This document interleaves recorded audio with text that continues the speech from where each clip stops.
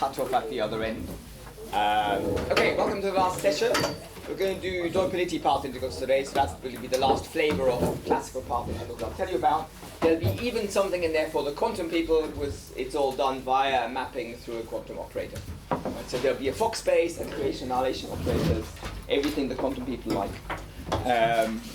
Quick poll, who's seen Doppelity or coherent state path integrals before? Okay, you're very welcome to snooze quietly in the first half hour, right? Or look out the window or whatever you prefer to do. Or, even better, you could stay awake and tell me if I get stuff wrong. That would be even more useful. Okay, so Doppelity is another way, it's something that's keeping track of non-Gaussian noise, and it's particularly useful for systems where your degrees of freedom are counts. Okay? So it's typically used for things like chemical reactions, population dynamics, anything like that. Right? So where the variables are basically counts of numbers of individuals, anything like that. Right? And just to kind of briefly tell you the philosophy of why we're doing something like Doppelity, because you might say, okay, well, you've already told us how to do non-Gaussian noise. This is non-Gaussian noise. Why do I need something different? Right? In fact, you can do all of what I'm going to tell you today in the generalized Martin-Zeta rows that I was talking about yesterday, right? But it turns out the noise is complicated because you have this phi function sitting there, and if you want to do perturbation theory, that phi function generates infinitely many vertices, which is annoying for perturbation theory. Plus, when we do field theory, our baseline theory is a Gaussian, right? Now, if you think about a Gaussian as a baseline theory for something that describes counts, numbers of individuals, that might work if the fluctuations are very small and the average is large enough. Then you don't care that the Gaussian in principle has a tail that goes to negative numbers. But as soon as the fluctuations become strong, and you have maybe smaller copy numbers, so smaller numbers of individuals, then any Gaussian description will give you negative numbers, right? Which is unphysical, right? So you really want to set up a theory that, as its baseline, has something that's well defined for counts. And that's basically what Doppelity does, because the quadratic theory generates Poisson distributions. Okay? And that's why we want to work in a framework like that rather than something like MSR. Okay, that's the sort of philosophy. There's a very nice review by Uwe Teuber where you can read all the details, including how you do RG on this, etc., which I'm not going to do. And then I'm going to tell you in the second half again with some slides how we use this to analyze dynamics, non-equilibrium dynamics in chemical reaction networks. Okay, so that'll be the second part. So let's start with something very simple.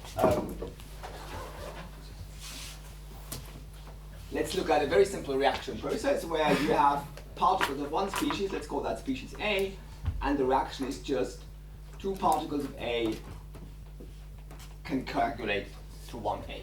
Okay, that's called a coagulation reaction, right? If you're thinking about population dynamics, you can also think of that as a reaction that expresses competition. Is you have too many individuals, right? One of them dies, effectively, right? So that's the other interpretation. But we can think about the more peaceful one. It's basically coagulation, right?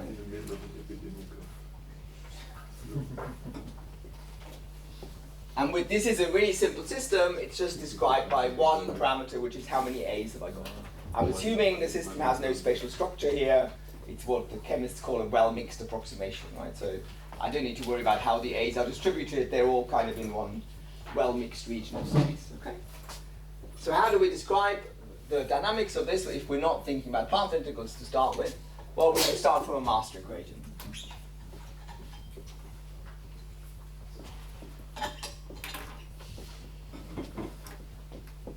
So the n here means number of A's.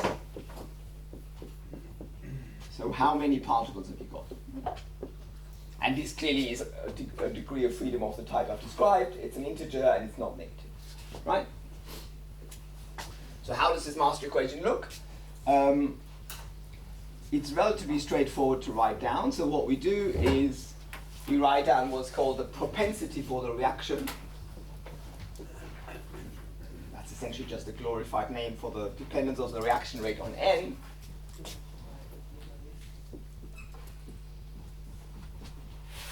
Okay, so well, with what rate will that reaction happen? Well, if we assume that we have n of these guys swimming around in whatever volume we have, they will encounter randomly, right? And the number of encounters in a unit time will be proportional to the number of pairs I can make out of all of these A's. So n times n minus 1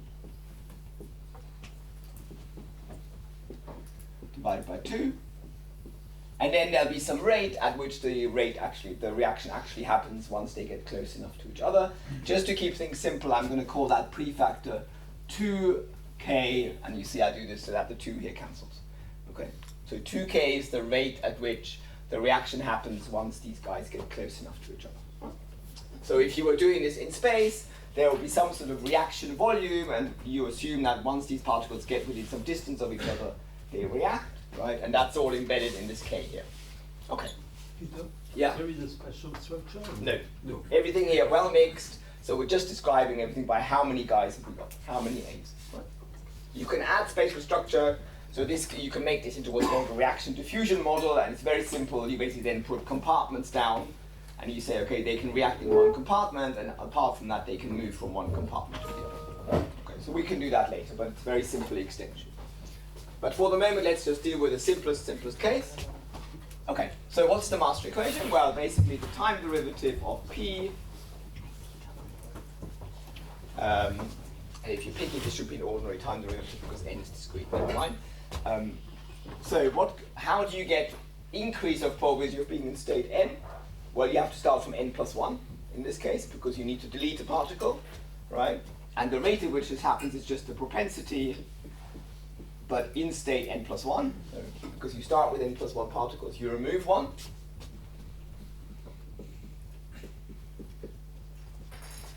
And then I've got the corresponding term. I can reduce the probability of being in that state by the reaction happening, right? So by a reaction taking place, so if I start from having n particles, and so that term is just minus f of n times p of n t. Okay.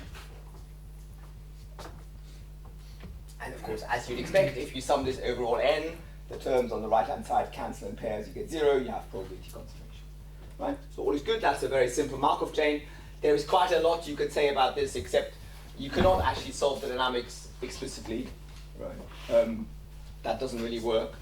You can, on the other hand, work out what the steady state is because this is what's called a one-step process. The n always changes by 1 in a reaction, so effectively you always have detailed balance, and you can use that to work out the steady state. Okay, but that's not sort of our interest here. Okay, so now eventually what we're going to want to do is kind of work out how, for example, moments of this guy will vary in time. And basically what you see, if you write down the equation for any moment, let's say the average of n, then because you get this quadratic factor in there, you get the usual hierarchy. So low order moments coupled to higher order ones, right? So that's something you could do, but that doesn't easily give you answers because you're going to have to make some closure approximations. So we're going to instead convert this to a path integral and then basically use field theory techniques to try and derive the results, for example, for the average number of n as a function of time. Right? Okay, how do we get to the path integral?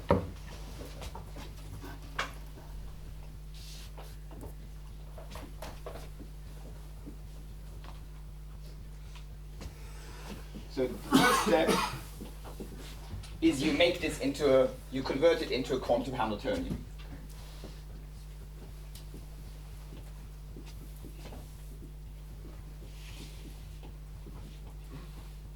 Of course, it's not really quantum because it's a classical problem, but it looks a lot like things that we get basically in second quantization. And that's the first step in writing down Dirichlet field theory, right? So what you do is you introduce creation and annihilation operators.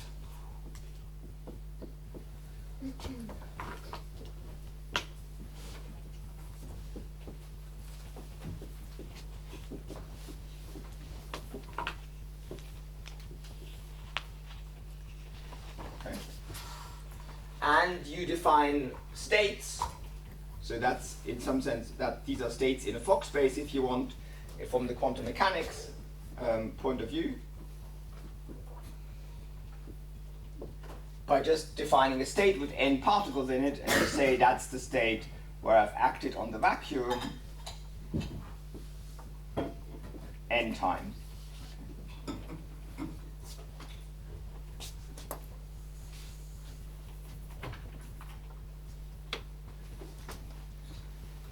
So I can make that definition. Right? Why not? Right? I just say I have a vacuum, and I define the n particle state as the result of acting on the vacuum state n times with the particle creation operator.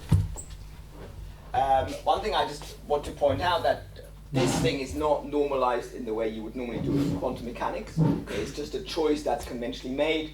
And the reason why we don't really want to put a 1 over root n factorial here, which is what you do in quantum mechanics, is just that this simplifies the treatment later, and we don't really have unitary evolution anyway, right? Because this can all be done without detailed balance, right? So there's not really any link to unitary dynamics, so we don't need to insist that these things are normalized in the conventional way. Right? Okay, and so then we define the basically you can define the annihilation operator by its action on one of these guys. Okay, and so we define it so that that's the annihilation operator, just by saying that when I act with A on n, right, and there's basically n ways of removing a particle, and so like after that I'm left with state n minus 1. And so because every state in this Fock space is just a linear superposition of these states n, that completely defines the operation, the action of the operator. There's no Right. square root here. Sorry? There's no square root. There's no square root. Like I say, it's a slightly different convention because we don't need the same normalization as in quantum mechanics, and this is easier for us. Okay. So you can define that, and then you could check that basically these guys have the usual commutation relation. So obviously, A dagger commutes with itself, right? Because if I apply A dagger twice, I just go from n to n plus 2. Okay, it doesn't matter. If I apply A twice, then of course I just reduce n by 2, and I get a factor of n times n minus 1. Okay, so that's also obvious. So we should just check the commutation relation for A dagger A. Okay.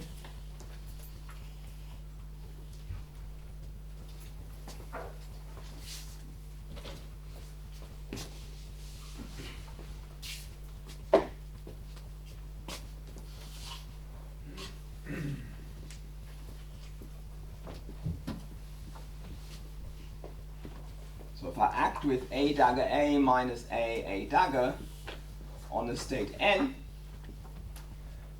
okay, well we just have to work out what we've just defined. Okay, so in the first term, what I'm going to do is I'm going to remove a particle that gives me a factor of n. Right, so I act with A on n. According to this, that gives me a factor of n. Right, so I get A dagger times n times state n minus 1. From the first term.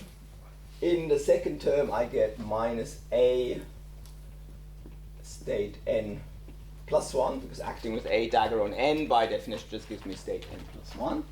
Right? Okay, and then you see what happens here is now I act with A dagger on n minus 1, so I get back n. Right? This is a very simple calculation, so you just get n times state n. And here I remove the, I act with A on n plus 1, so I get this factor here, but now it's an n plus 1, because I have n plus 1 ways of removing a particle. So that's minus n plus 1. N, okay, so you see that's just minus n. So I should have written this the other way around, sorry. So what you see from this is that basically the commutator of A and A dagger is 1, right, as you'd expect.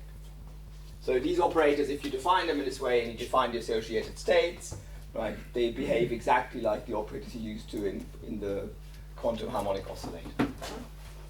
But here they literally they didn't create whatever oscillating quanta, right? They create actual particles. Okay.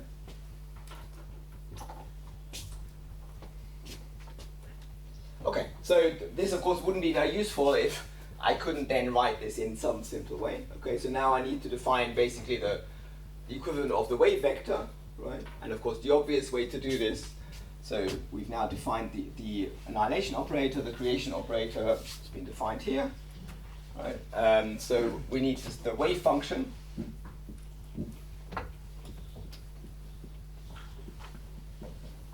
And of course the obvious way to define that is to say the wave function p is just a sum over n of p of n times state n. Okay. What else would you choose? that's sort of the obvious choice.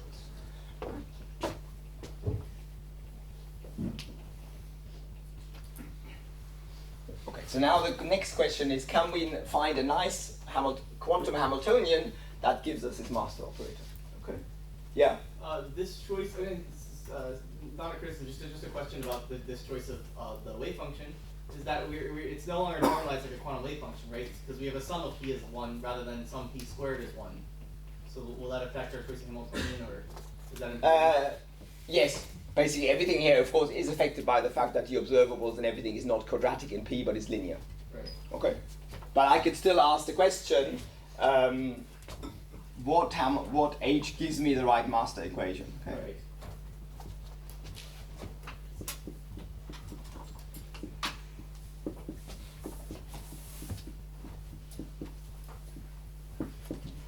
But you're right, the normalization here is different from quantum mechanics, right? And in fact, when we'll later look at basically the adjoint states, right, and they will have a factor of 1 over n factorial, right, to make up for the normalization, right? Okay. So what do we want? Well, let's just copy the master equation in there. So the left-hand side of this thing we know. Okay. So we want that the sum over n of fn plus 1 pn plus 1 t minus, let's write down the state there, so that's times state n, and then minus the same thing summed over n with f of n and p of n.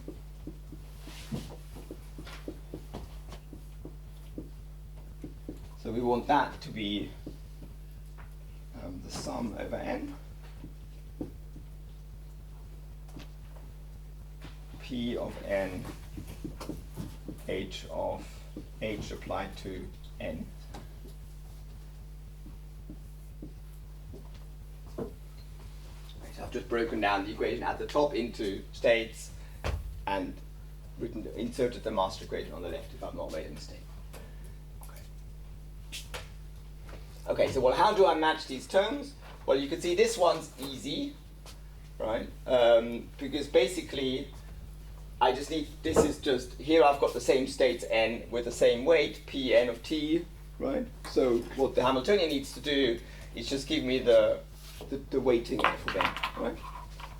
So let's do the negative term.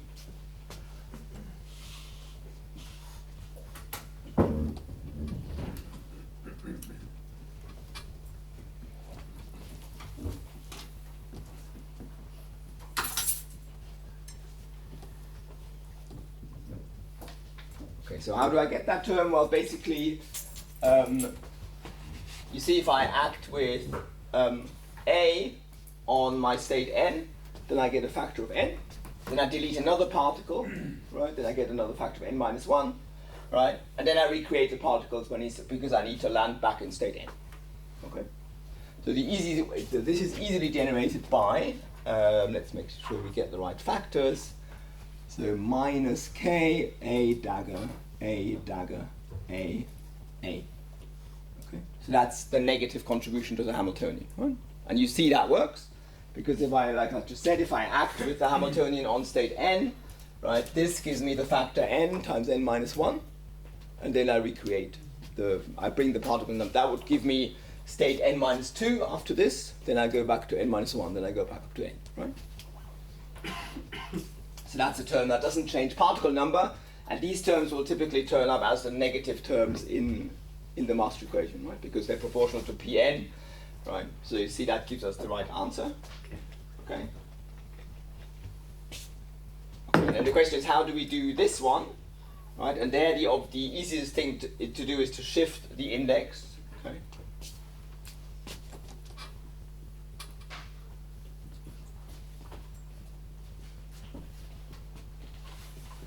So this incoming term is a sum over n of fn pn of t times state n minus 1, right?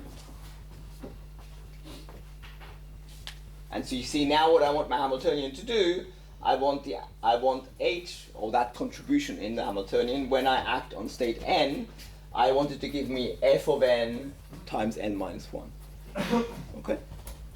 And so how do I do that? Now I'm just going to have to check I don't get this wrong.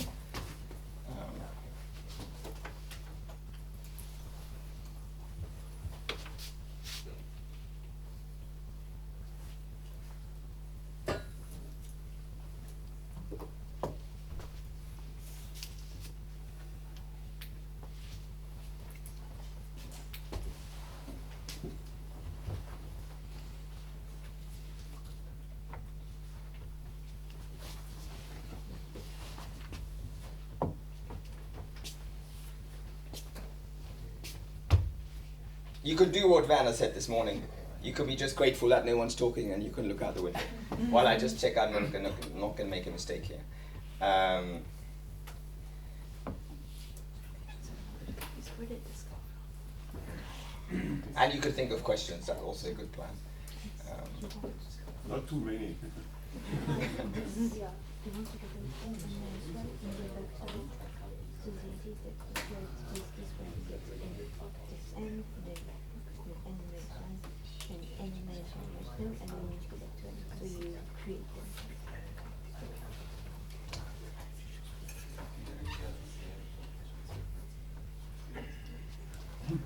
Okay, so I've got written down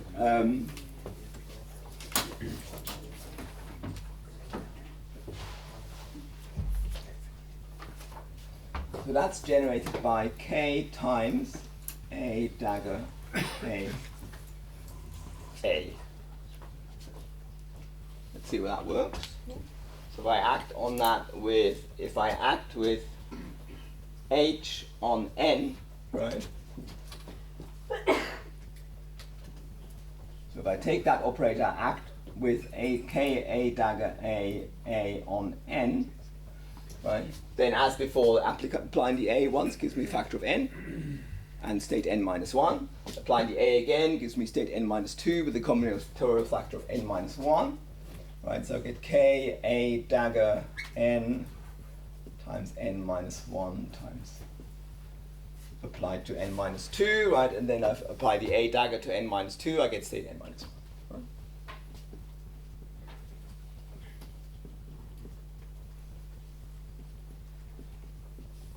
Right?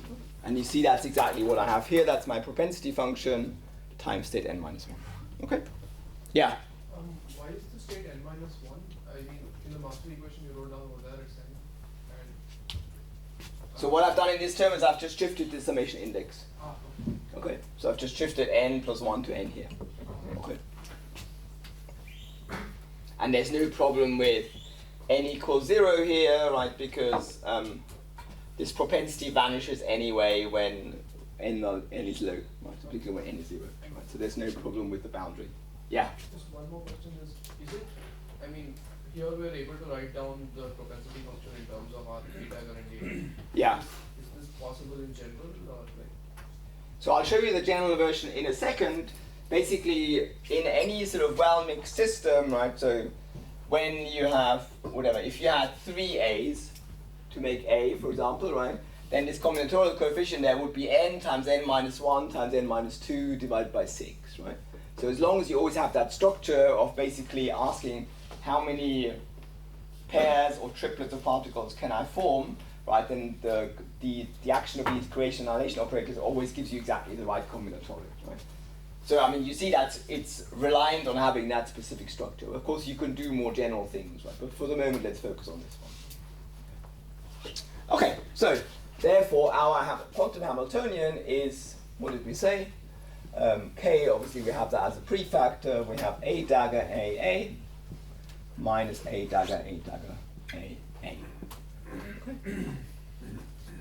So the Marshall equation, if you like quantum problems, it has a nice compact form in this way of writing it, right? And you can sort of, once you develop a bit of an intuition for this, it's quite easy to see what's happening there, right? So you basically, you take 2 particles and you create a new one, right? And that's exactly what we had to start with, right? You take 2 A's, you make them into 1A, right? You make 2 A's, they react, you produce another one, right? So once you know the intuition for this, you can directly write this down. And this is the corresponding counting term that doesn't change the number of particles, so it gives you the exit rate, right? I've already normal ordered this Hamiltonian, so all the daggers are on the left, right? Of course, there would be other ways of writing this, but normal ordering will be quite useful later on. Okay. So let me just quickly write down the generic version of this. So I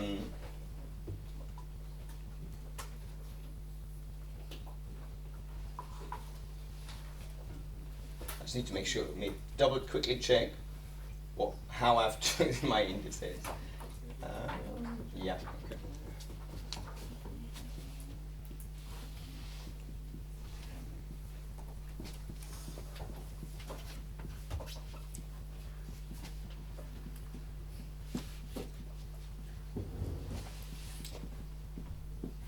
So we can generically now say, okay, let's have multiple species of particles. A, B, C, yeah? It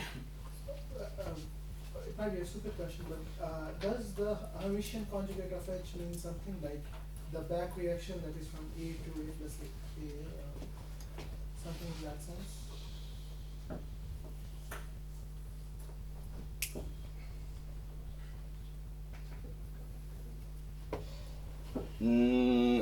Only in the sense that, I mean, you can do the usual thing in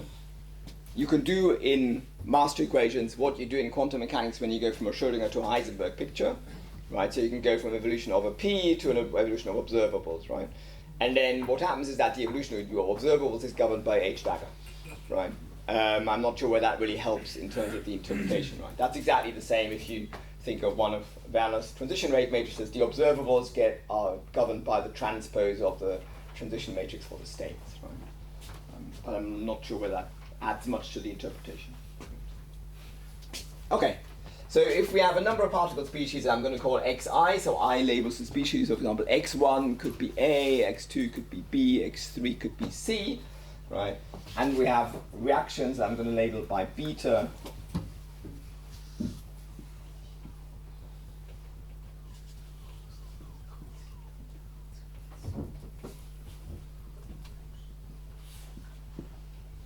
And we're assuming that a reaction beta is such that it takes Ri copies of xi together of each species, right? So there could be species A, B, C here, then each reaction would be characterized by 3 numbers of, what do the chemists call this? Educts, I think.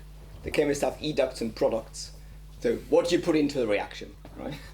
More simply speaking, right? And if that goes to numbers Si beta of xi, right? So for example, what I had just now was 1 species, and the R was 2, and the S was 1. Okay? But if I had something like A plus B goes to C, right, then I would say the RA would be 1, the RB would be 1, RC would be 0, and the corresponding output would be SA is equal to 0, SB is equal to 0, SC is equal to 1. Okay, so I think that gives you enough idea of what's happening there. And of course I can now have multiple of these reactions going on at the same time. Right? They can form loops at the moment, so this thing can have steady state currents. At the moment it's not restricted, right? And so basically what you find is sort of the obvious, in some sense, generalization of what we've just written down.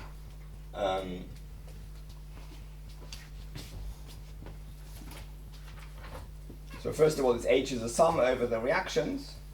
Each reaction comes with a rate constant. Let's call it K beta. And the K beta is chosen as before, that it absorbs factorial factors like here. And then you have a product over all species of A, I, dagger. You can guess what this is. This means create a particle of species I, right? You create Si. Just checking, and this is easy to get wrong. So this has exactly the interpretation that we've just discussed. That's an R. Okay. So you take, of each species I, you take Ri beta particles, you remove them, you let them react, and then you make Si beta new particles of species I. Right? So in my ABC reaction, A plus B goes to C reaction, I would have one A, so remove one particle of species A, remove one particle of species B, and then an A dagger C, create a particle of species. And it turns out the corresponding counter term that preserves probability has the same form, but all the powers are the ones that are in the original state. So in the educt state of the reaction.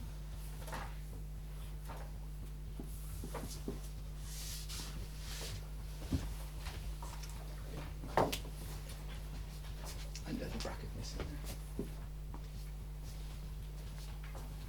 And you see, if I specialize this back to the case that I had here originally, right? As I said, here I had R equals 2 and S equals 1, right? So this is the A dagger to the power S, A to the power R, this is A dagger to the power R, A to the power R. Okay, so it all works. Okay, so that's the generic form. So the main thing, I mean, you don't have to learn this formula by heart. The main thing is you can write down a normal ordered Hamiltonian for a generic reaction network, right? And these reactions, they can be, for example, simple things like convert one species into another, right? I mean, that's, for example, what happens in a biological system if you methylate a protein or something. Yeah? So here you can have like A plus A go to A plus A, different than A go to A, for example. Yeah. And these would be different reactions, right? Because they have different kinetics, right? Because, for example, with A, I mean, what you mean A plus A goes to A plus A, you wouldn't have that because it doesn't do anything. So. But it's I mean. And you can see if I put all the R's equal to the S's, these two terms cancel, right? As they should. Right. It's what you have in the first Hamiltonian though, right? Like so to annihilation to creation. Here? Yes. So Yes, but remember that's the term that only has the R's in it. So it only responds to how many particles you start with. It only responds to what's on the left-hand side. Right? If I had an A plus A goes to 0, that counter term would look exactly the same. Right? But then I would have just AA here, because I would be removing two A's and not creating one. Right? But the counter term ends up being the same. Because it only, as I said, it only depends on these R's, which tell you what the input to each reaction is. Other questions? Yes?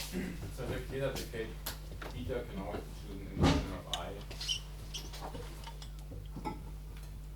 I mean, I could imagine that in this reaction, your order propensities Yeah. can be I dependent, like beta and I dependent. Well, it's a propensity for the reaction, right? What this function says is, so the reaction is specified. Okay, so I specify the beta, and then I just ask the question, how does the rate at which that reaction happens depend on the numbers of particles I've got present, right? So it's just some function of the particle numbers, right? And the k beta is just a prefactor in that function, right? And I'm assuming that the n dependencies always have that form. So that they basically come from counting how combinatorially how likely it is that you get the right number of A's, B's, C's, etc. together. Right? That's why there's no extra dependence in here. Okay. Other questions? Well, we've stopped. Okay. Good. You can look out the window again for 30 seconds, or blink, or put your head on the table. Whatever you need to do. Wiggle your arms around if they're sore like mine. What else do we need?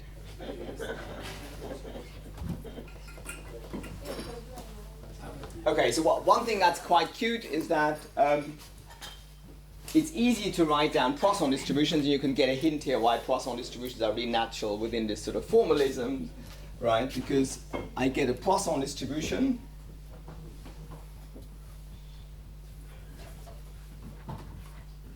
Actually, no, I need to first, before I do that, introduce the conjugate states. Okay.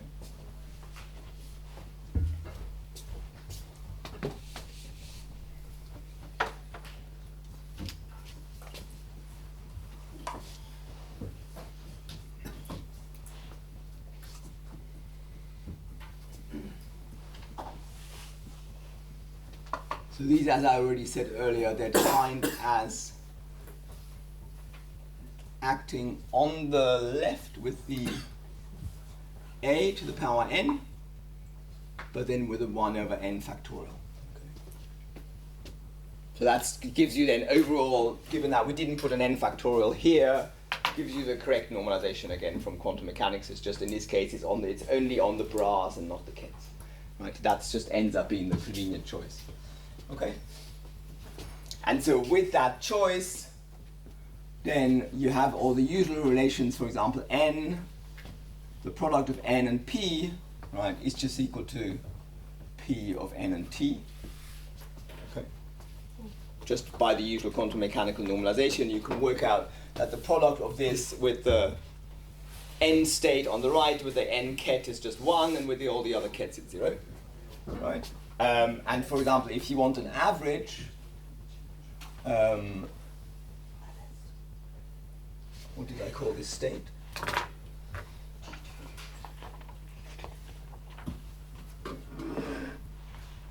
Doesn't matter, let's call it 1. So we'll just define that as the sum over all the bras. Okay. And so then you see that's basically that just says project on any state, right? So just sum over all states. Okay. Sorry? 1 is a bit of bad notation if n can be 1. I agree. What would you like? Let's have a vote. Projection state. 2 bars. 2 bars? Yeah. Bar. I mean, 1 is unity. Like a 1 with 2 bars. Maybe I actually have something written down here. Let me just double check. A boat. One of these sketchy boats from the windsurfing lessons. Let's have a look. You can do 1 in Roman number. What? Oh, I see. Yeah. Okay. Sorry, I thought this was already Roman, but then I realized it's not.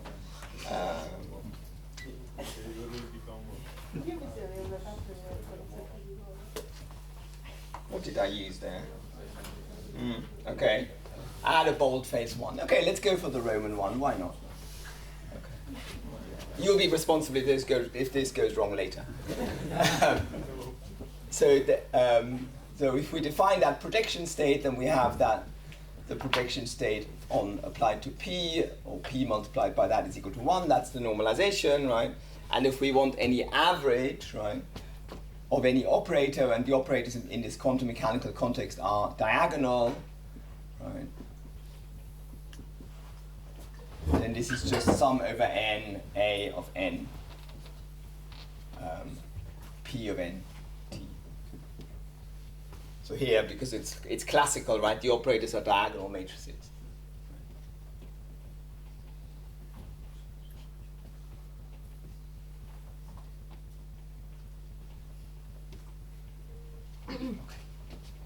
But everything kind of looks sort of fairly natural once you have that sort of context. Okay.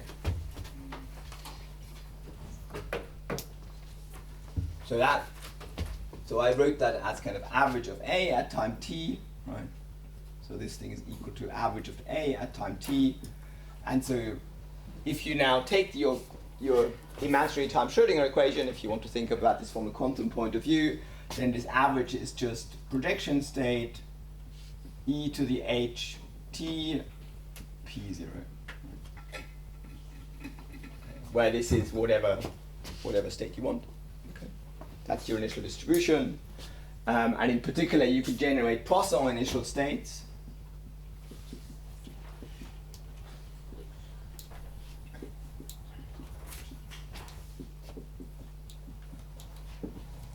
And it turns out that P0 would just be given by e to the a dagger minus 1 times the average particle number at time 0. Sorry. Yeah. Is there a missing in the average of A? Yes. Yes. Thank you very much. That would just be 1. A good way of writing 1, but not the average of A. Absolutely, yes. Okay, can you all see why that's a Poisson distribution? Anyone not see that? What is n bar? So n bar is a parameter. It's the mean particle number in that distribution. So the Poisson distribution is characterized by a single number, which is the average, right? But why is it a function? Is it So this is a number. I put 0 there because I want this to be the particle number times 0. I could Okay. drop the zeros everywhere, for example, right? Because you can work out what the, if you take the product with n, right? So then you see that that's equal to 0 a to the power n 1 over n factorial e to the a dagger n bar 0 times e to the minus particle number. And then basically if you expand out this exponential, right, you see that basically the only term here that contributes, because you have n here, right, is the one where I have a dagger to the power n, right? So from this exponential, the only thing that survives is 1 over n factorial, right, and then a dagger to the power n. So this is, actually I didn't really need to write the 0 here, but that's either way is good. So from the exponential, the only thing that survives is 1 over n factorials n bar 0 to the power n.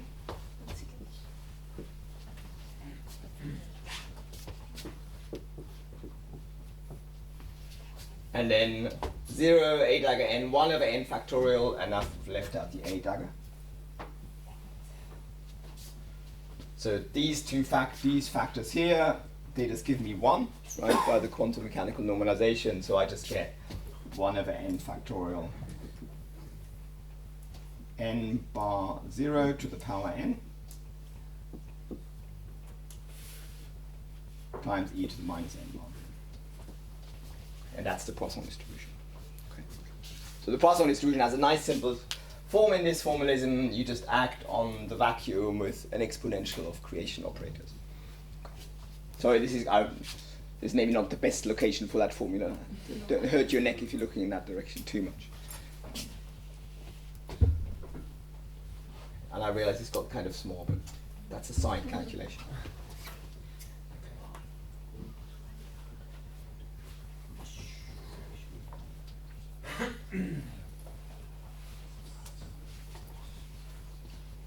Okay.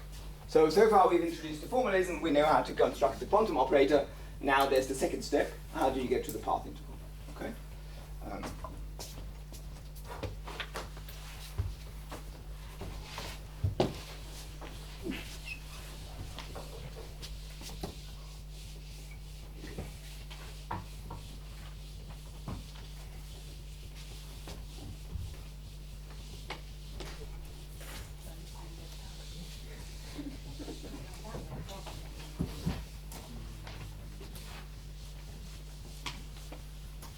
Okay, and the construction of this path integral actually looks a lot like what you've probably seen in quantum mechanics for the Feynman path integral.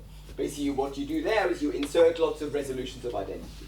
And we basically do the same thing here, and the states that we insert are these so-called coherent states.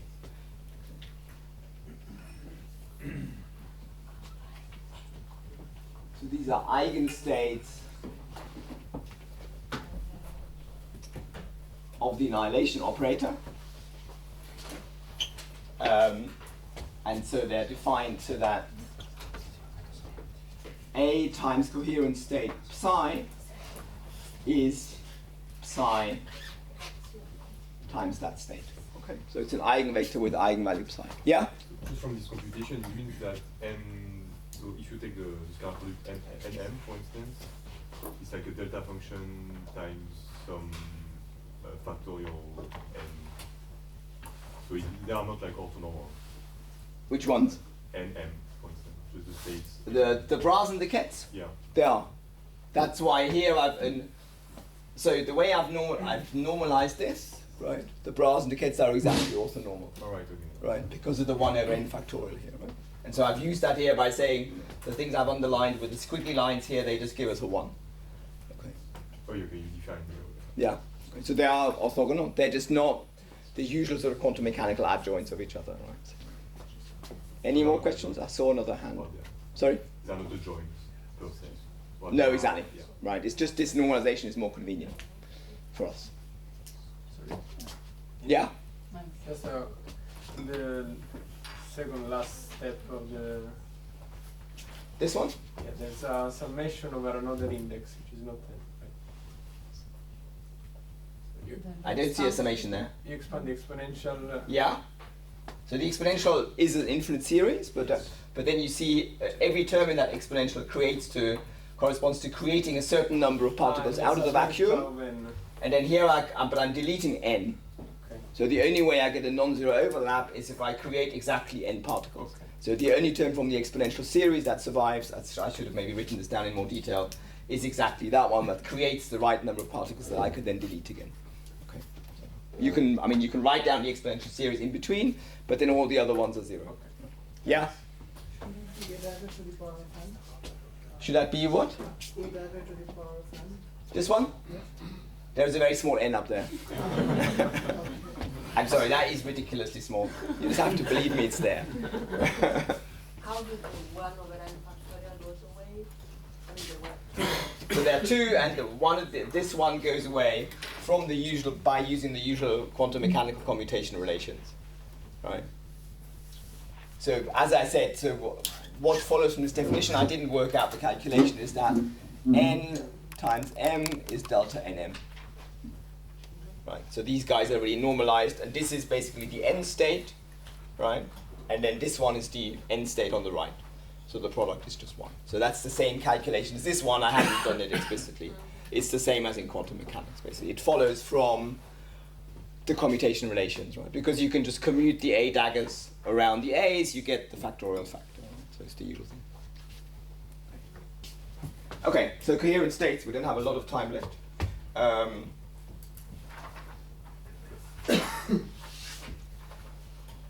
So you can just define a state like that, okay? You could say, okay, let's see whether I have a state that is an eigenstate of particle annihilation. These states are actually used in quantum optics, etc., quite a lot. Here it's basically a mathematical construction, right? And it turns out these states, if you normalize them in the conventional way, you can actually write down explicitly what they are.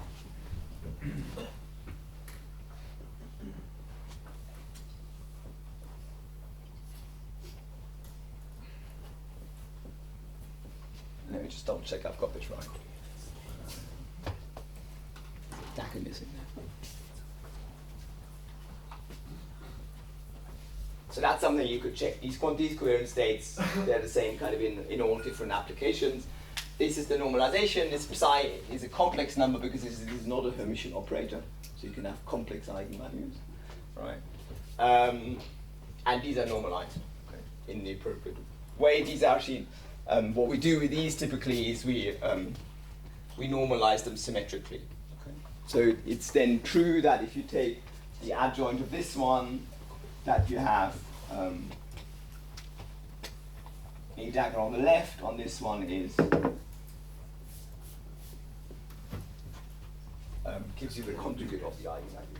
Normally you don't get the conjugate because the eigenvalues are real, these eigenvalues are complex. As a psi, do not live on the integers.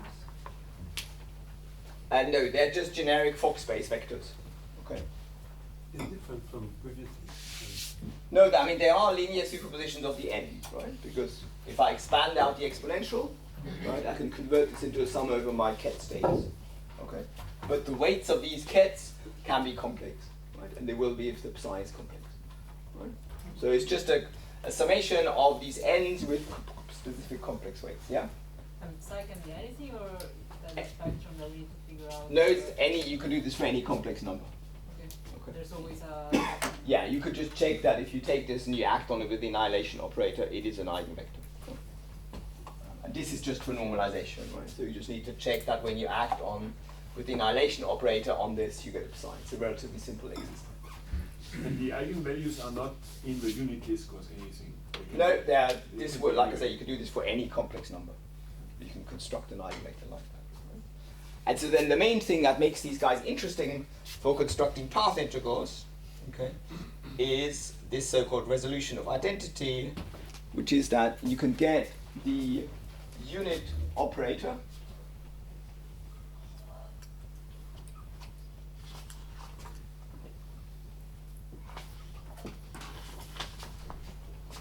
so this is meant to be an I, capital I, and so that's the sum over all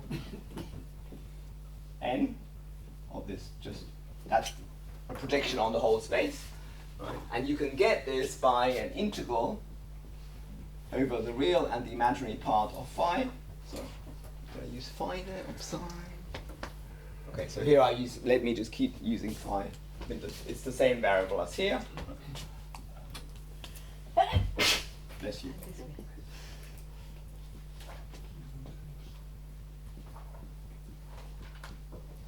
These should now be fine.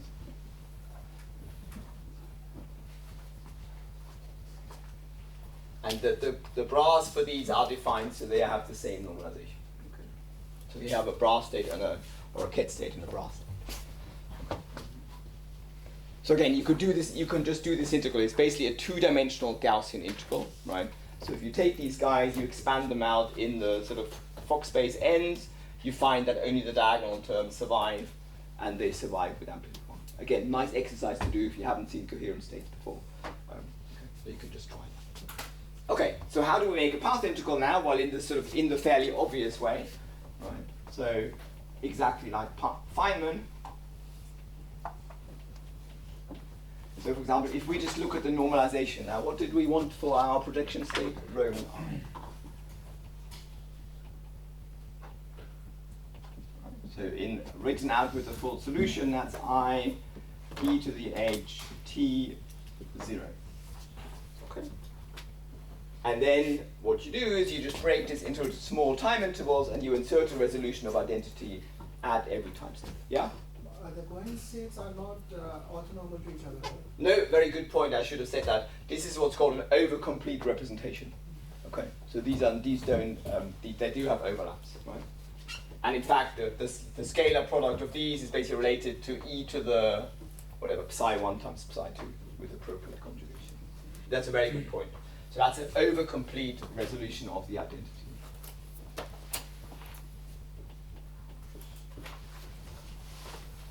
Good. So now, as I said, we're going to basically break this into I.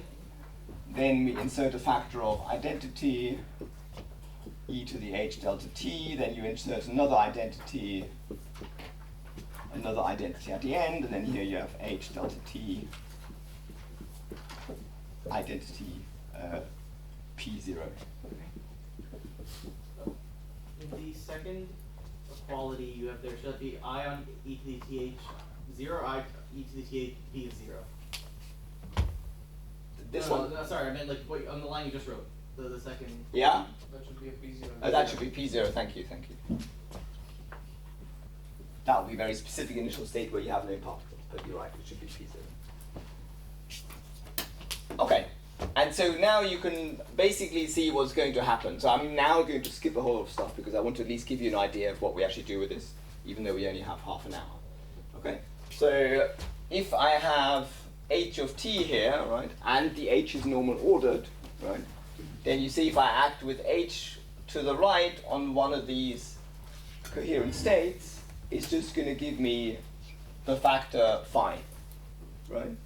So that's the key thing now. If I have a normal ordered Hamiltonian, the annihilation operators, when they act to the right on these guys, they will just generate the corresponding eigenvalue. Okay.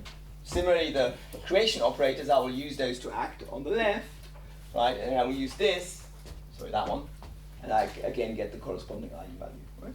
So I can evaluate all of these matrix elements that turn up in between, right? So I can evaluate. So what happens here is basically you end up with matrix elements like phi, and these phi's will end up having a temporal label.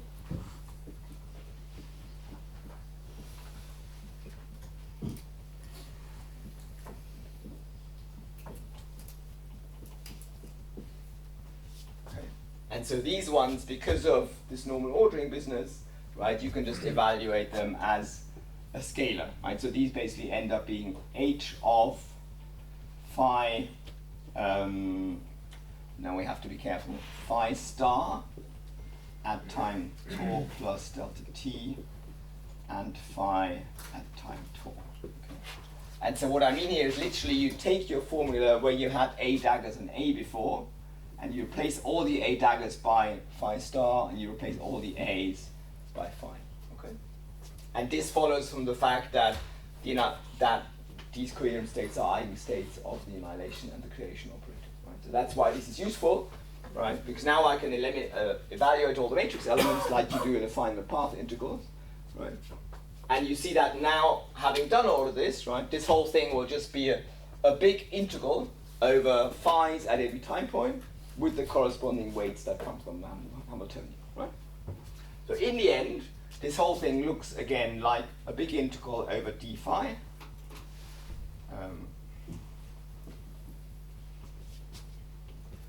And then I have some action that depends on phi star and phi.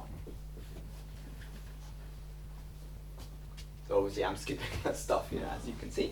And then in the end, let me just give you the kind of what you get for the final action. There is some algebra. So are you yeah. neglecting normalization of overlaps between them, the different phi and phi, like between tau and tau plus delta t? Because at the end you should still have a scalar product then left, of the coherent states at tau plus delta t and tau. Yeah, absolutely. So you're quite right. Yeah. And that scalar product you then evaluate using the known properties of the coherent states. Yes, absolutely.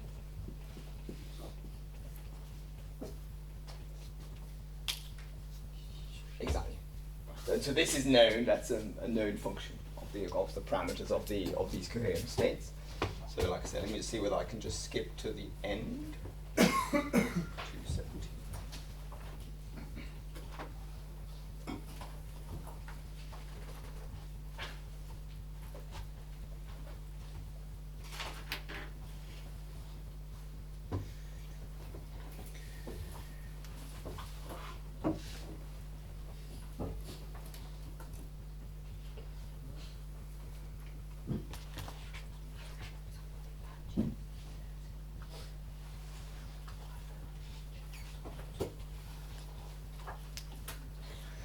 Okay, so the end result, and I'm going to just write it down in the continuum form, and somehow in the paper we didn't put a minus there, so this is minus s. So what you end up getting is a sort of kinetic term again. That looks very similar to what we get in MSR, and this kinetic term comes, as Philip just said, exactly from these overlaps, right? That involves minus phi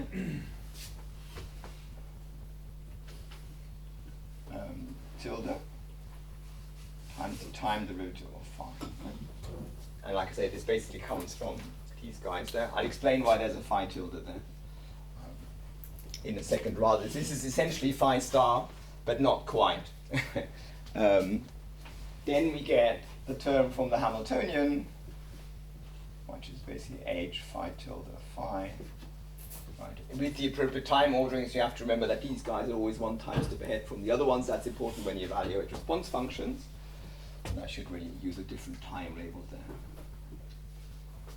And then there are basically terms that come from the initial condition, and they just end up looking like n0 bar from before.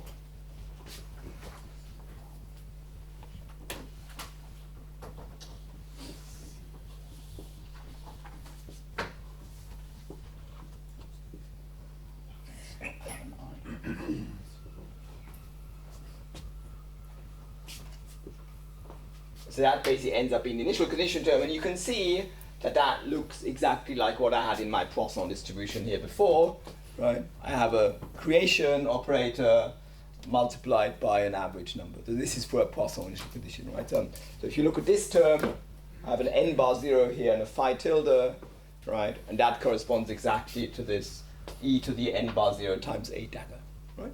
Yeah.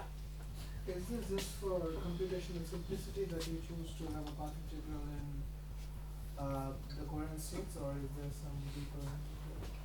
The deeper reason is that basically if you now do perturbation theory around the Gaussian action, you end up doing perturbation theory around Poisson distributions.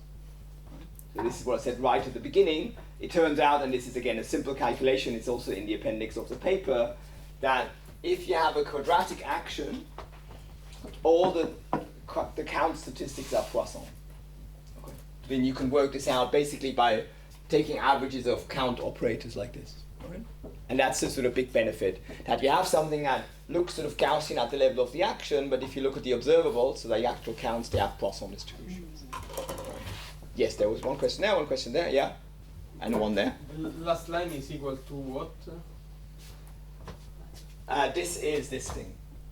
Okay. But isn't that 1? It's 1. Okay. Okay. Of course, you can now start inserting operators, right? So you can now do what I did over here and start putting operators in there at multiple times, right? I've just not written those down, but those operators would be, because they're just counting n's, you would also express them in terms of phi star phi, right? Because they have a dagger a in them, and that would again be expressed in terms of phi star phi, right? Yes, I think I can't remember who was next. There were quite a few.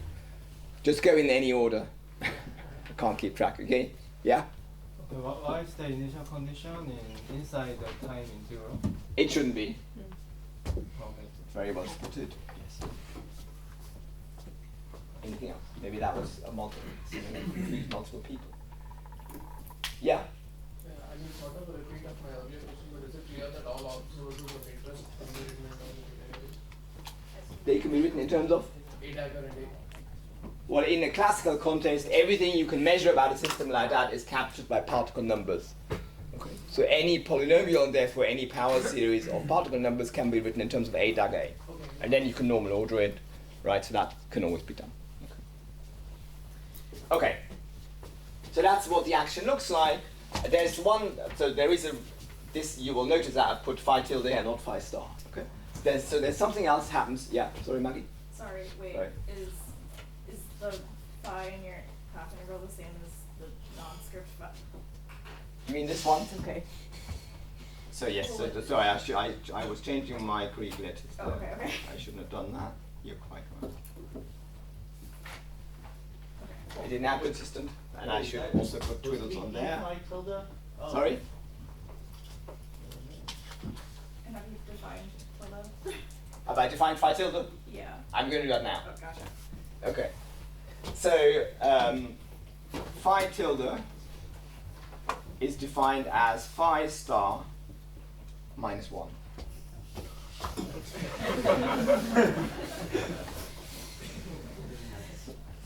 That is the correct reaction. You'll be going, what do you mean? You're just going to take the complex constant you're going to find, you're going to subtract 1 from it. That doesn't make any sense. You're not changing phi. Well, I had exactly the same reaction. Doi invented this. It turns out this can all be done properly. This is kind of a shorthand. So what this actually relies on is the fact that if you take the projector state, if you write this out, you see that this sum gives you an exponential of the annihilation operator. Right? If you then take that exponential and you commute it through the entire path integral back to the initial condition, you end up doing this Doi shift. Right? So the way to do this properly is you do this big commutation. Right? We know how to do this because we know all the algebra with creation annihilation operators, and then you end up with this path integral, right, where these phi's are just the regular phi's from the coherent states. Okay. So this is just a short way of doing this. Okay. So it's legal, it just doesn't look legal, but you can do it. Yeah? Just to be clear, so like where you write h of phi tilde and phi, right?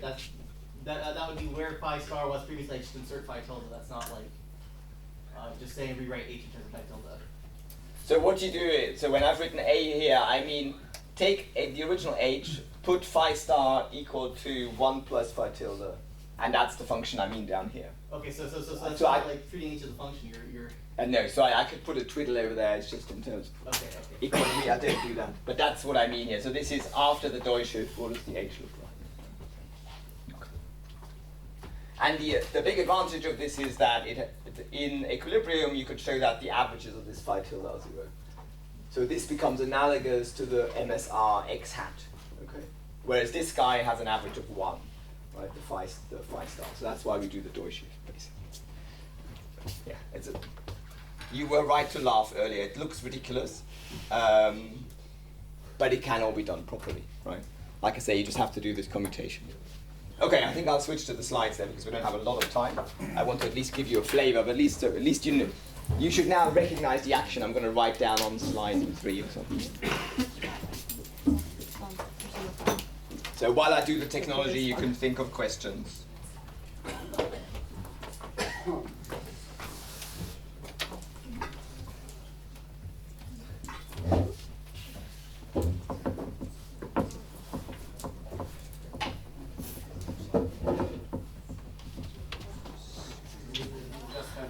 So we described the problem in terms of creation of the electron operator, and then we described the problem using the fields associated to the eigenvector, the eigenfunction of the creation and the annihilation operators. Yeah, exactly. So in a sense, these fields keep the information of number of particles. Exactly. Right.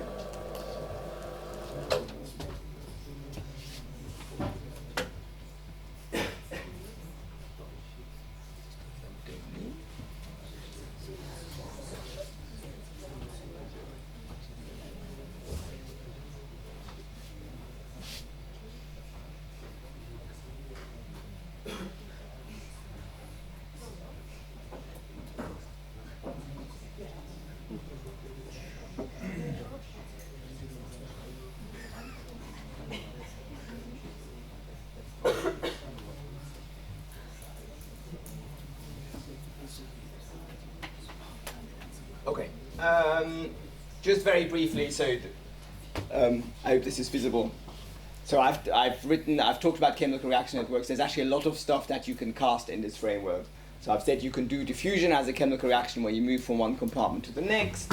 Obviously metabolic networks, protein interaction networks, gene regulation networks, most of these can be written in this language. With gene regulation networks, people sometimes use other types of propensity, but the kind of more systematic ones, which are based on kind of basically thermodynamic affinities, they can actually also be written in this form, right? Obviously population dynamics, epidemic dynamics, so you can take an SIR model that probably most of you know, you can write it in this form, right? Because infection is a reaction of S plus I goes to I plus I, right? And recovery is I goes to R, right? So these are all the reaction networks. So that's, even though, I mean, you might think this is just chemistry, but actually there's a whole lot of stuff you can do with this, okay? So let's skip over the examples.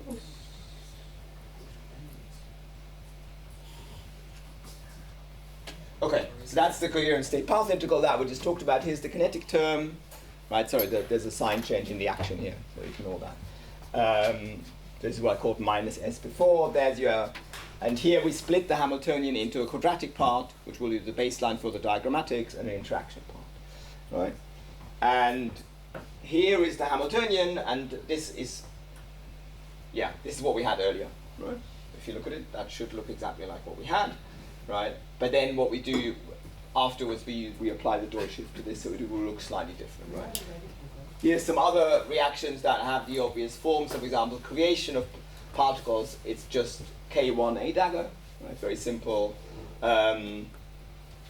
This one destroys particles. I think the counter term has not been written. So this is probably after the Doi shift actually. Let's not worry about that too much. Okay, so in the action without the initial condition terms for this kind of problem and after the Doi shift has this form. Okay, so you have a creation part which creates particles. So is that the? Yeah, that's particle creation. Right, and then you get two terms. Basically, this is the one you recognize from before: A dagger, AA, right? And after the Doi shift, you'll end up with a similar term, and they end up having the same sign. Okay, so this just comes from the shift by 1. And so then the question is, what do you do with that now? So now this just looks like a field theory, right? So you have a field theory with a third order and a fourth order interaction vertex. Okay, and so of course now you can do all the usual field theory machinery, right? You can do diagrammatic expansions, etc. Right? So this is kind of the action in diagrammatic form. You have a one-leg vertex. This is kind of unusual here, right? Because here we're actually concerned about averages. In many field theories, you don't care about the average of phi because it's basically symmetric around 0 unless you have a symmetry broken phase. Here, of course, we care about the averages because we want them to be non-zero. And these are the other vertices. I'm going to use as fairly standard notation that the phi tilde legs have got arrows on them because, again, they act like response function fields, and the phi's have got normal ones. And then you set up the perturbation expansion in the standard way. If you want, for example, the average of phi, which it turns out if it's at the final time actually counts particles, right? What you do is you write that as an average of phi times e to the interaction part of the action over the non-interacting part, okay? This is the usual thing, because in this 0, I've got the e to the s0, and then this is the rest, okay? This is how you do the standard perturbation theory, and then you expand this in powers of s, right? So just I use this kind of diagrammatic, that's a sort of a one-point function, right? So this is Leonese derivatives with respect to the current, with respect to the j, right? And so here what you get is basically what's called a response function, right? Because you have a phi tilde in this interacting part, and you're contracting it with a phi, and you can show that that's a response function. Yeah? So the non-interacting part, what does it look like? So what does it describe? It's basically everything that's quadratic in the original action, and in these cases it's essentially just this and the corresponding balancing terms from these kind of phi 1 reactions. But what we do to keep this simple is we put only the quadratic terms into the baseline, okay? So that the baseline actually has 0 means, and then we put particle creation, etc. into the interaction, right? You don't have to do that, because of course that term, that's still a solvable theory because you have a linear plus quadratic term. But for setting up the perturbation theory, actually you want the averages to be 0, right? So we basically put into this everything that's quadratic, including that sort of kinetic term. So there's not like some processes that you consider to be, you cannot separate like... I mean, you can always, once you've constructed the action, you just say, okay, I take all the quadratic terms into H0, right, and I take everything else into H in, okay? Including linear terms, just because that simplifies things. Yeah, but so the question was also interaction contribute to the Gaussian part, right? Yeah. Okay. And there you have a choice how you do it. You can put, depending on what's more convenient, right, in terms of the baseline, right? So what we've generally done is we've put into the baseline kind of only these reactions. So basically only particle creation and destruction, right? That's sort of somehow the easiest. But there would be other choices that you could make, but then there is your baseline, your bare propagators, they're more complicated, right? So that's a choice. Okay. So you know how to do this. This is just for anyone who's not seen Wick's theorem before, or Isolus theorem as the mathematicians call it. So if you get something like a multi-point correlation function, because we have a Gaussian baseline action, you just use Wick's theorem, right? So you expand this in pairings, and it turns out, and this is the nice thing about Doppelity and the way we choose the baseline, not only is this guy 0, which has an analog in MSR, that's the average of x hat, it turns out also the phi is 0. Right? This might be slightly surprising because you might think, well, phi is sort of the particle field, but remember that the counting field is actually phi star phi, right? So it's phi tilde phi. So this is not a contradiction to that, right? So our baseline theory is very simple in the sense that the only propagators that are non-zero are the phi tilde phi ones. Right? And that sort of makes things very easy. So from these pairings here, you can then just write down all the possible options. And then, in this case, actually, these are all 0, right? Because the only response function here that you can make, I can't remember what happened with the t there. And for example, this one is an acausal one, so here you have the response field at a later time, right? And you have this at the early time. The response functions are causal, as usual. Okay? So the only thing that survives are these response function pairings. Okay, so the nice thing about doing sort of perturbation theory is this, For example, if you look at tree diagrams, which are these ones, so you leave out the fourth order vertex, right? You get something that looks fairly natural. You say, what's the number of particles at time t? Well, that could basically have happened because I've created a particle at some point, right? And then it has some exponential of probability of surviving up to the final time t. That's what this propagator does, right?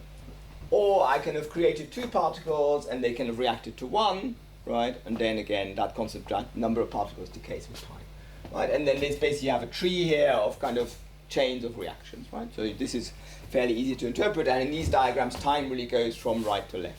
So on the right, I have early time. On the left, I've got the later time. And if you now look at this, right, you see there's kind of an obvious resummation, right? Because if you look at all the diagrams that come after this, right, they basically always have the form that there's a fork here, and then what comes here actually is the same as this entire tree again, right? So you can resum this, and it just looks like create a particle, have an average number of particles here, and then let them react, right? And then this propagator, because it's ends up being an exponential, it's the inverse of the corresponding differential operator. I realize I'm going quickly here. I don't want to keep you from your food, and we've only got 10 minutes. Okay. So at this tree level, what you end up getting is what's called mass action kinetics, right? So you get that the time derivative of the mean particle number is basically given by particle creation. It comes directly from here. This is particle decay, right? Minus K2 mu. And this is the reaction. Okay? Minus K3, sorry, this is my K from before, times mean number of particles squared. Okay? So you see what this does, it basically ignores the fluctuation somehow, because really this is some more complicated higher order moment, but we've just said, okay, when the particle numbers are large, it's roughly the mean number squared. Right? So this is the sort of standard description of reactions like that in the chemical literature. It's called mass action kinetics because the square there corresponds to how many particles are reacting. The fact that there's a square there comes from the fact that you have A plus A. Right?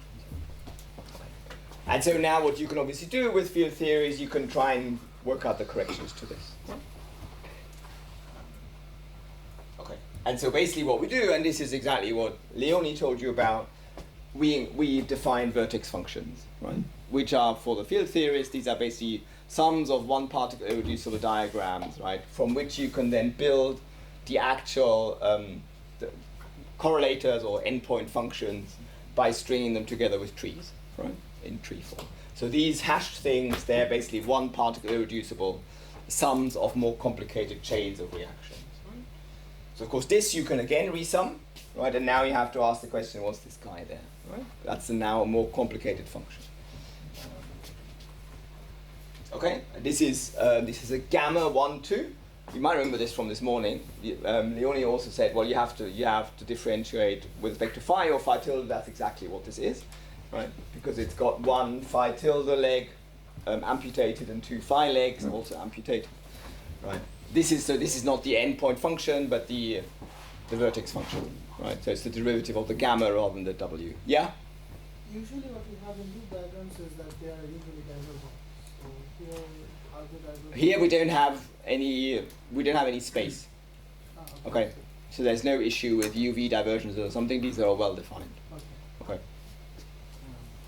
Of course, if you put space in, right, you'd have to worry about what the diffusive terms are doing. Right?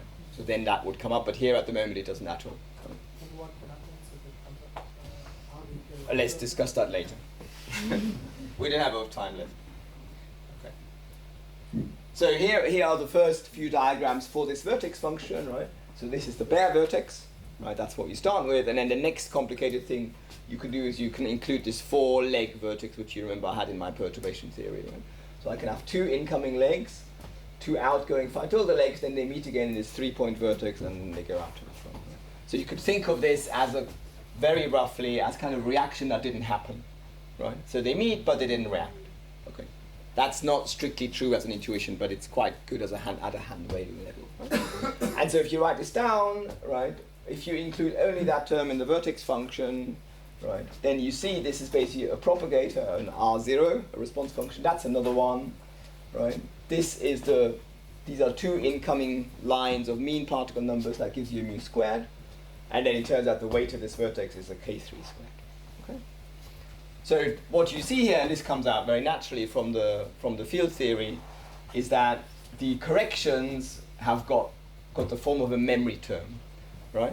So rather than looking at a correction kind of at the same time by going to higher order moment, what you naturally get out of this is that the way you calculate corrections is by knowing about the history of this mu, right?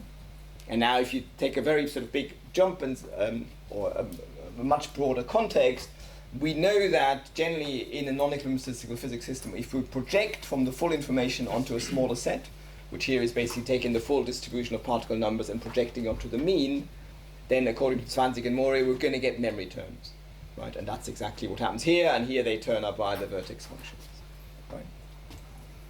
Okay, so that's the next one, right? So you can obviously do a whole lot of these diagrams. There are more complicated ones. But certainly if you just take those diagrams, then there's a way of resumming those, right? I mean, as you will believe, that will be a geometric series, right? So this next one turns out to have more powers of R0 squared, right? And then you can resum that and it ends up giving you a sort of an inverse of this in a sort of functional sense, right? In a kernel sense. Cool. So the main thing about this, without looking at the details, is that the corrections that you get here to mass action kinetics, they take the form of memory terms, right?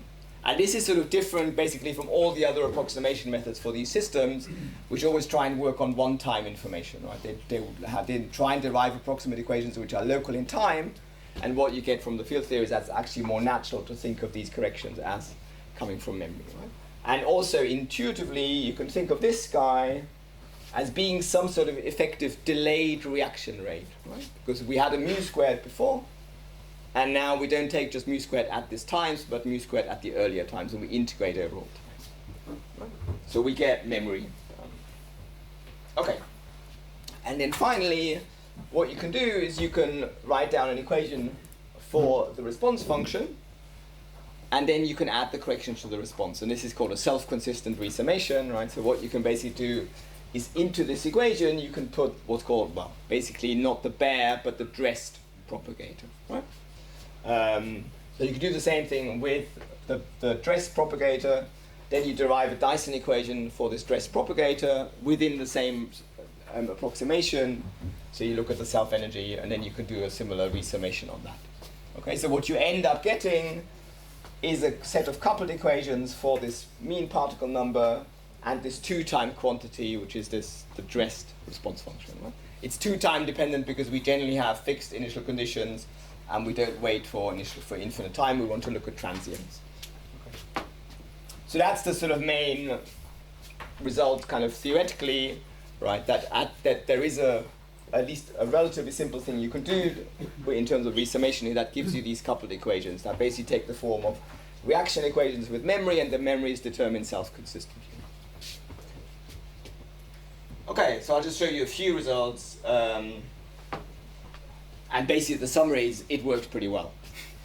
And because of the resummation, it works well even when you're quite far from perturbation, from a perturbative limit, right? Because the perturbative limit is the one where the reactions are slow, right? Where those reaction rates K for the nonlinear stuff are small, right? And it turns out this works pretty well. So there's a whole lot of curves on there.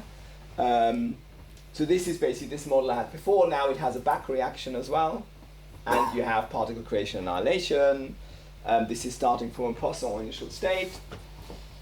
Their dashed line here, that's the ground truth that we get by solving the master equation I wrote down before in a more complicated version of it, but it's the same strategy. And then, for example, mass action kinetics, which is the thing without corrections, looks like the orange line. Then there's various other things that we've got on here. Moment closure. That's a very popular thing where basically you take the moment hierarchy and you close it in some way by, for example, assuming Gaussian fluctuation. And it turns out these are actually really badly unstable in most reaction systems. They can give you things like negative variances, etc. Right? So they look quite plausible, actually they turn out not to work very well. What else do we have on here? And then here you have basically the first order perturbation theory, which is not very good, right? Because here we have quite a large rate for these guys. Then you have the version with resummation, but without the self-consistency, that's the green. And then if you do both together, you get the blue line. Okay. So you get pretty close to the master equation.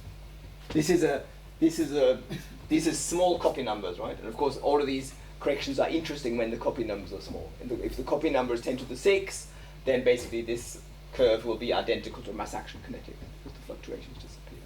So where this is interesting is when the copy numbers are small, which, for example, is true in gene regulation, right? Because, of course, the number of genes you have, numbers of copies of a gene you have in a cell is order 1. Right? So whether a gene is kind of activated or not, whether it's being expressed, makes a big difference. Was there a question? Yeah. I guess here you have fixed rates, right? Yeah. And does this calculation work independently on the value of the rate that you choose? Very good question. So, for example, here, I mean, you have an finite density in the steady state. So you have tuned the rates such that you have an active steady state. Yeah. So there's not a simple answer to how well this works across all parameters, right? The main thing I just want to get across with this plot is, so this is now varying this rate, right? So this, as you go, take alpha large, you're going into the non-perturbative regime, right? Where this reaction competes with this one, right? So then it's definitely outside of the non-perturbative thing. This is kind of one measure of relative accuracy compared to the master equation. And you see this resummation thing is about an order of magnitude better than the kind of most of the competition, okay? And it works across, this is 4 decades of this reaction rate there, right? And that you can only get that with the resummation. So we spent a long time trying to do this just perturbatively to second order, and that would be the analog of what in spin glass theory is called the Plevko expansion, right? And that turns out to be okay down there, but of course then doesn't work out here because you need the resummation to get the non-perturbative effect. Okay, yeah, we can almost stop there. I just want to show you we can do other things, like we can calculate the 2-time quantities. Obviously these response functions are actually physical quantities. They basically tell you if I increase particle creation rate at some point, what effect does that have on particle number later, right? And so we can also predict these guys within the theory. We can do things like gene regulation, so you can have a gene being that produces protein, and then this is a self-inhibited, self-repressing gene, so that the gene with the protein is produced can go into an inactivated state. Okay? So that's a sort of complicated nonlinear feedback. Yeah, I don't want to, like I say, I think I'm sort of out of time. And we can do things like that, so we can look at compartmental models, right? So that's basically the same as before. Now you have each species in each compartment is a different species, and you have an extra process which transports things here from the cytosol to the nucleus or back, right? So that's just a translation reaction. Okay, so we can also do that. The results are also quite good. I think I won't show you the details. And you can then, if you want, you can also calculate correlation functions, and they tell you about sort of corrections to the Poisson statistics, basically. Because here at this level you could show everything stays Poisson, basically, because we've not dressed the correlators. Okay, summary, I think you've seen that mostly. And there's of course a whole lot more you can do. So we've now got, and this isn't written up yet, we can write down the kind of diagrammatics and the kind of, mainly the resummed equations for a generic reaction network, right? So we can take an arbitrary set of reactions that I had before and write down what the resummed equations are. There's a question of what do you do when you want to go beyond Poisson fluctuations. And then of course there's a whole lot of applications one could look at, and then ultimately it would also be interesting to look at inference, right? Because one reason why this is interesting is because, sorry, this is right at the bottom. What you might want to do with a setup like this is if you have dynamical data where you have copy numbers as a function of time, right? What you often have to do in system biology is then to say, okay, well, can I say something about the reaction rates if I don't know them, right? And what you need as the input for that is what's called the likelihood, which means what is the probability of actually seeing a sequence of copy numbers as a function of the parameters.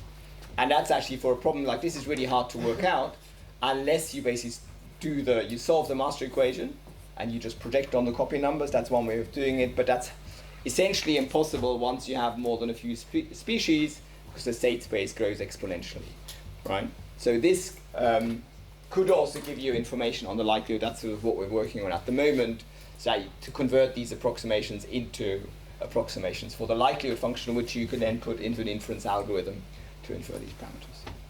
Anyway, before I take questions, I want to say you've been a great crowd. I hope you have a lovely time on the boats or wherever you go tomorrow. I'll have to leave at lunchtime tomorrow, but I'll be around to take any more questions until then, and I think also tonight.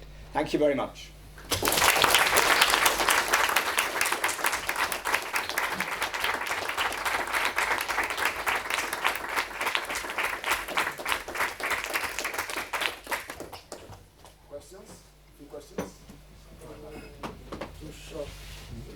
Sorry, I didn't get what prevents you to take other initial condition and post-on. I just missed it. And the other question is, in this kind of reaction network, the relaxation are always exponential, or can I get something weird? Doesn't have to be. I mean, you could have like I forget the Russian names. You can have things that have oscillations, right? Etc. Yeah. So that's not excluded. We're not assuming detailed balance, right? So in principle, that's all allowed in the setup. You can have chaos also, no? Sorry? Chaotic behavior, no? I mean, in principle, that's you could treat a generic reaction network. I mean, one would have to check whether this is actually good enough to get the chaotic dynamics right. I mean, that's something we haven't tested seriously yet. Right? It could be that it doesn't work so well when it's chaotic. Who knows, right? But as long as the mass action kinetics equations can get the chaotic dynamics, then in principle this should be better than mass action kinetics, right? So as long as mass action kinetics itself gives you the chaos, this should basically give you a more quantitative version of the chaos in the strongly fluctuating regime. Right. And then coming back to the first question, so Poisson is nice because it just gives you this kind of linear and quadratic term in the action, so it's quite easy to put in there. If you do anything that's non-Poisson, you get other initial condition vertices. Okay. So you can do it, right? But then you get extra vertices that come from the initial condition.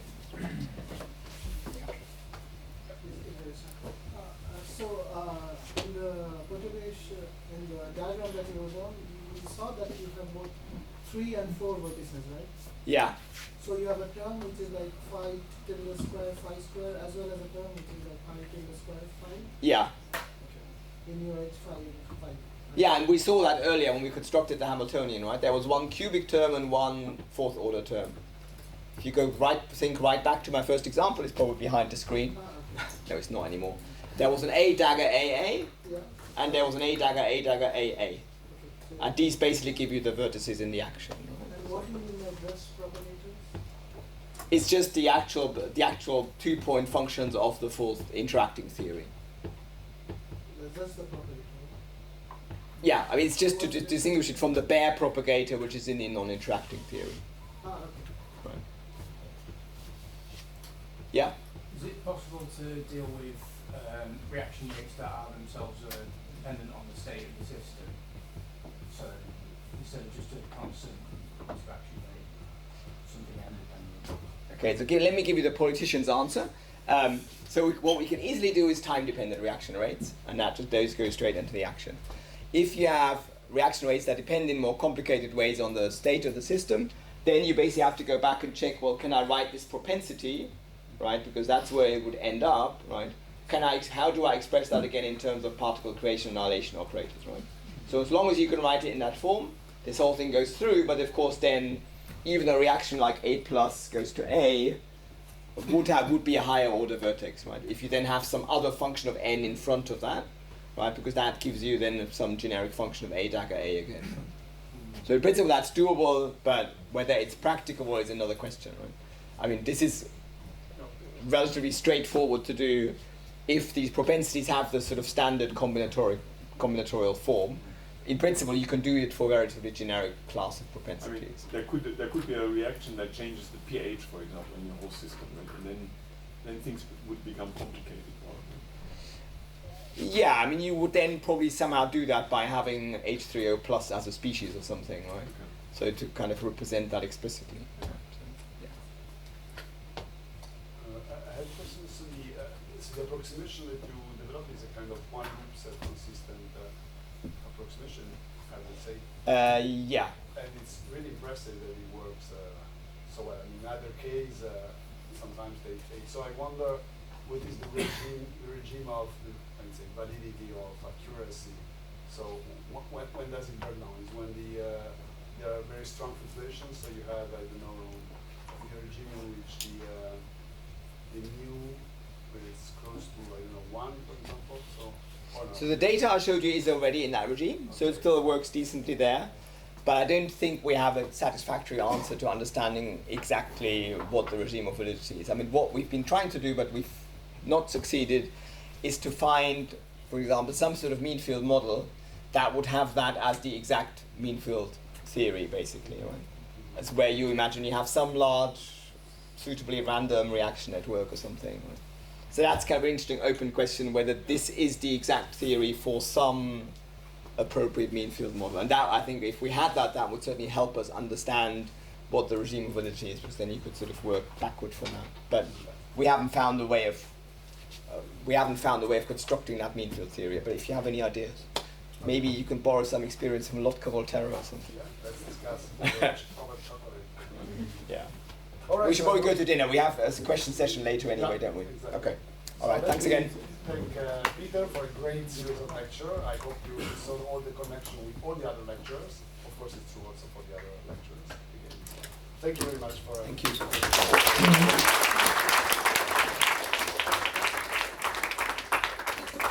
we meet here. So the question and answer session will start at 8:30 here.